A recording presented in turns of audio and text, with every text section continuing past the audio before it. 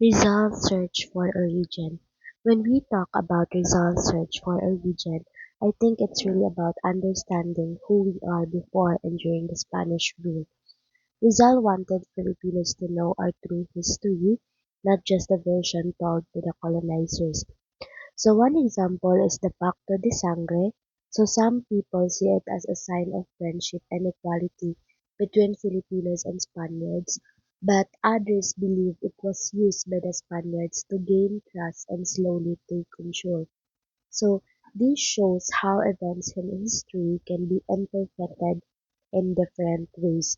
Another important idea is the conquista espiritual or spiritual conquest. So instead of using only force, the Spaniards focused on religion. So this was significant because it allowed them to influence our beliefs, culture, and daily life in a deeper way. So Spanish Catholic priests were successful in converting many of our ancestors because they learned local languages, lived among the people, and connected religion with education and community life.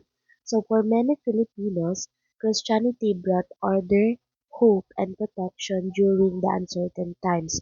So overall, Rizal studied these events to remind us that knowing our origins help us understand our identity and become more aware of Filipinos today.